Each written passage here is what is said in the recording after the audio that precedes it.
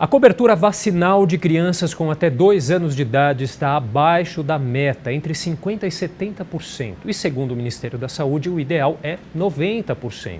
Bom, isso está acontecendo em todo o país e aqui em São Paulo não é diferente. E para falar sobre o assunto, eu recebo hoje o médico pediatra e infectologista, o Daniel Jarovski, que é secretário do Departamento de Imunizações da Sociedade de Pediatria de São Paulo. Tudo bem, doutor? Boa tarde, Felipe. Boa tarde a todos. Obrigado pela presença. Para a gente começar, vamos falar de uma questão aqui, que desde agosto, as escolas municipais, elas passaram a exigir aí a carteirinha de vacinação para matricular as crianças, E agora a Sociedade Brasileira de Imunizações e a Sociedade de Pediatria de São Paulo querem que as escolas particulares também façam o mesmo, É isso mesmo que tem acontecido? É um movimento? Que medidas estão sendo tomadas aí para que isso aconteça? Olha, Felipe, é isso mesmo.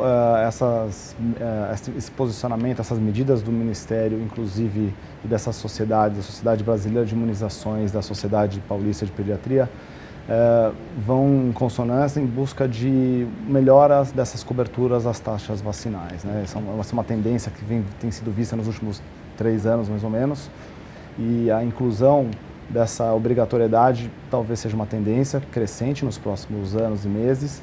E o que essas duas sociedades têm feito é basicamente, pelo menos por enquanto, foi enviado um manifesto, para diversas entidades públicas e privadas de saúde, educação, inclusive legislativo, em busca de conseguir mais parceiros, caminhos e para chegar numa solução melhor para toda essa problemática.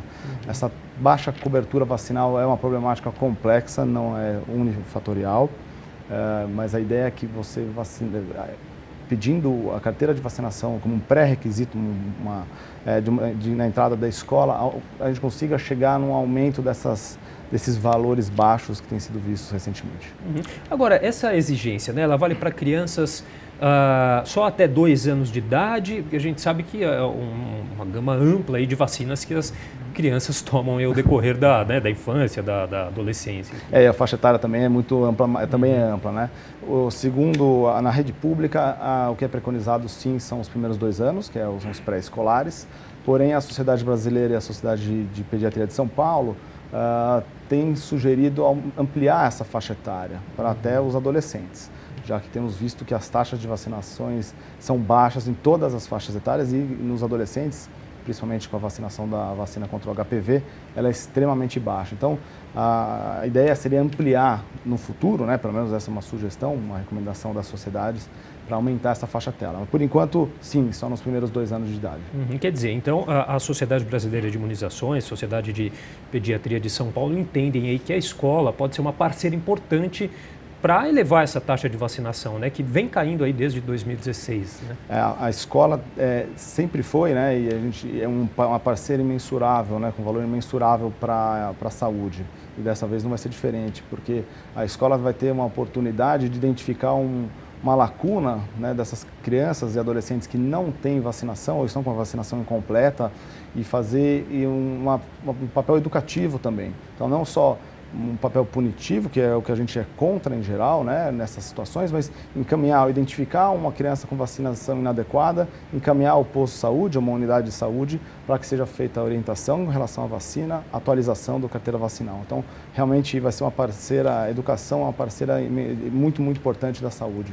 Quer dizer, tem aí dois eixos aí que parecem ser fundamentais, essa questão da informação, e também uma posterior regulamentação, essa é a ideia também? Exatamente. Seria, visto que muitas vezes a não vacinação é secundária a uma falta de informação.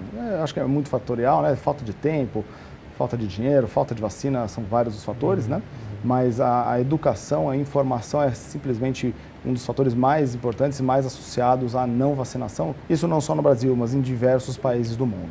Vamos falar de uma questão, claro, as vacinas não iam ficar de fora também dessa questão das fake news que atinge aí todos os tipos de informação, de notícias, O quanto, doutor, elas podem ser prejudicial para essa questão da vacinação infantil? Bom, as fake news, na verdade, tem, como você mesmo mencionou, Felipe, tem realmente tomado dimensões cada vez maiores nos últimos anos e fazem parte dessa crescente, dessa escalada de baixas taxas de vacinação, né? Simplesmente, como a gente comentou, né, como informação é algo excepcionalmente importante para a vacinação, a desinformação ou a informação errônea leva a vacinação para o lado errado. Então, os pais passam a receber informações que não são verídicas ou não são baseadas em estudos científicos adequados. E aí se propagam informações não só no núcleo familiar, mas com as redes sociais. Exatamente, redes sociais. E aí você tem uma bola de neve, uma escalada de informações errôneas e isso baixam as taxas de vacinação. A gente teve nos últimos anos, né, como o senhor mesmo disse, não só no Brasil, mas no mundo inteiro, a disseminação de movimentos contra a vacinação. Né? Esse não é tão evidente no Brasil, mas muitos países com certeza isso ajuda ainda mais, né, a divulgar informações não verdadeiras em relação às imunizações. Tá certo. Bom, essa falta de vacinação, né, ela tem um prejuízo, aí traz um risco aí de uma reintrodução de doenças já controladas, como por exemplo o sarampo, a cachumba, né? A gente viu casos inclusive na Europa. Sim. Acho que a falta de vacinas, acho que não só em relação, nos remete não só a baixas taxas de vacinação, mas também falta de insumos, né? Sabemos que as vacinas têm seus problemas em relação a fornecimento, mas ambos levam ao mesmo caminho, que é a diminuição da taxa de vacinação. E se essa taxa fica abaixo de 90%, 95% no âmbito nacional, existe sim o risco de reintrodução de uma doença que estava anteriormente eliminada. Então, por exemplo, o sarampo, que as Américas receberam o certificado de eliminação de sarampo no ano de 2016, rubéola congênita em 2015, então são doenças que teoricamente estariam eliminadas do continente americano, mas nós vimos recentemente, por toda a problemática de fronteiras, o sarampo voltando na região norte, imigrantes ou viajantes trazendo a doença de fora do país. Por quê? Porque esses 5%, 10% ou até mais que não estão vacinados são suficientes para criar um nicho suscetível. E aí outras doenças também podem retornar ao Brasil, né? Ou às Américas. A poliomielite, por exemplo, uma doença considerada controlada e isso é um sucesso, realmente um exemplo para o mundo.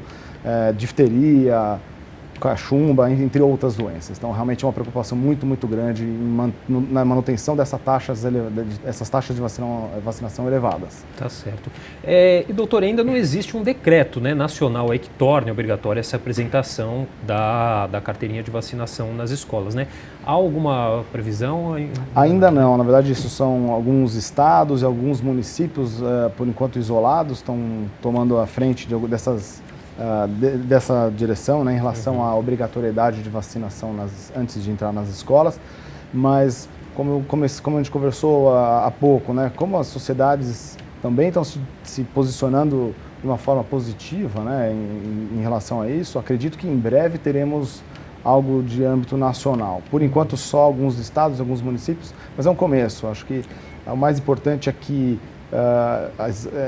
cria-se a cultura, né, a educação de que as vacinas têm que estar adequadas para se ingressar na escola. As escolas também vão, aos poucos, seja por um posicionamento nacional ou não, fazer parte cada vez mais dessa vacinação e do entrosamento escola e Ministério da Educação, da Saúde. Começa a criar o debate, nasce uma base para que possa ser implementado, né, uma regulamentação. Tá bom, eu queria agradecer a participação do médico, pediatra, infectologista, Dr. Daniel Jarovski, secretário do Departamento de Imunizações da Sociedade de Pediatria de São Paulo. Doutor, muito obrigado. Eu que agradeço.